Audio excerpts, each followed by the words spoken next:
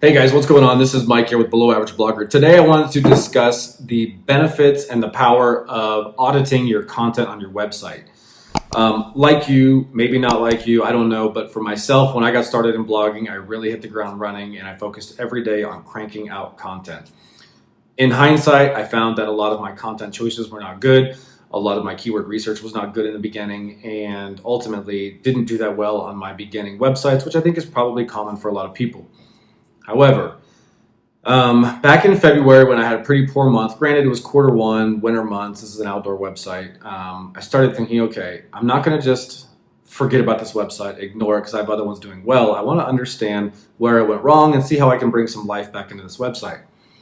And so I was talking to Josh over at Pro Income Blogger, and he recommended kind of just an audit of the website, right? So, and I'm not talking about a Ahrefs audit or some paid tool audit of your website. I'm talking about a manual user experience audit, going in there and article by article by article, page by page by page, meticulously auditing all of your content.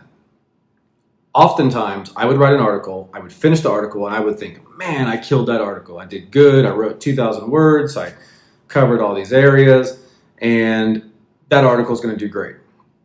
And so 8 months later, 9 months later, I go back in on my audit, and some of my early articles, like first week's, first month, second month articles, tore up. I made so many errors.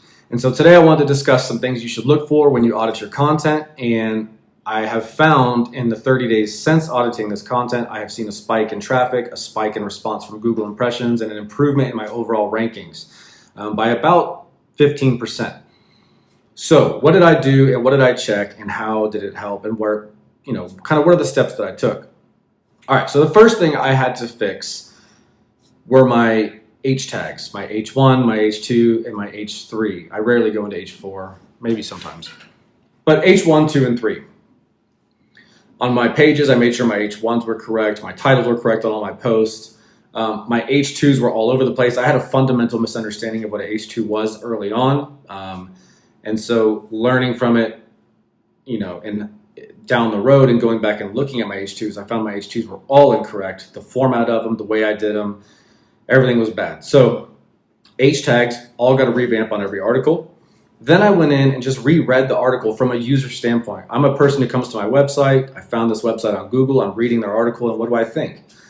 Well, I found a lot of grammar and spelling errors. When I'm rushing through these blog posts, I have Grammarly on, and when it catches something in Grammarly, I would go through it and fix it and think, oh, I'm good to go.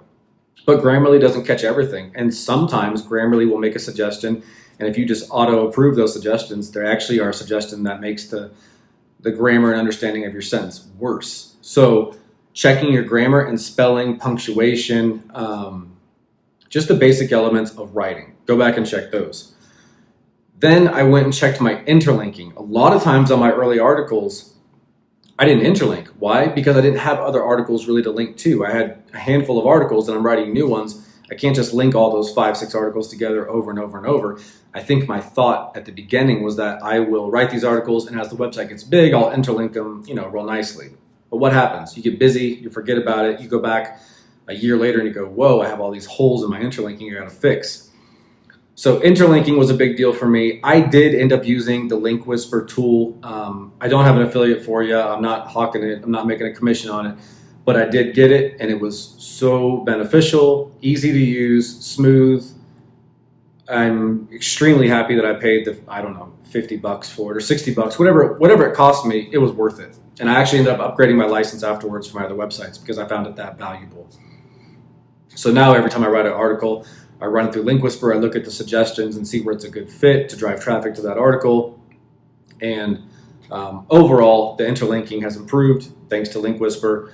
And when you're checking your links in your articles, also be looking for expired links, Amazon listings that have changed, maybe websites that you linked to in the past are no longer around, or they 404 a page. Just make sure your links that you linked out to are good, your affiliate links are still good. Just kind of audit all those links and your interlinking strategy as well. All right, I then went back and I checked the index of article one at a time, right? So I went article 1 through article 110. And I found that a lot of my earlier posts, I'd say 20, that's a good 20%, that's a good 15, 20% of my whole inventory of articles for this website were not indexed. Now, I can attribute that to my poor H tags, I can attribute that to all sorts of things, but nonetheless, they weren't indexed.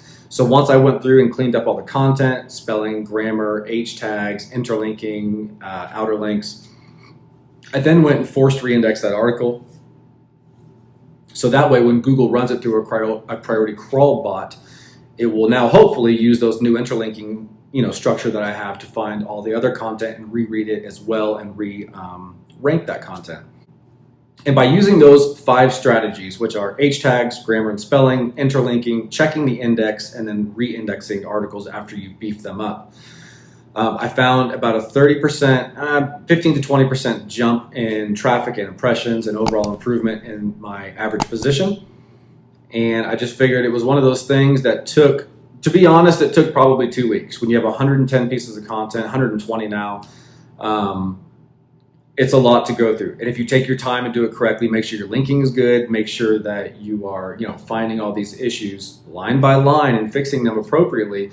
It does take a while, and yes, it screws up your content production and your YouTube videos and everything else, but it will have a great impact on your site moving forward, and it's one less thing you need to worry about in the big picture. You don't need to think, how do my articles look from 6 months ago, 3 months ago, 5 months ago? You know how they look now. You've been through there one by one, and they're good. You're confident in it, and I think it works out well.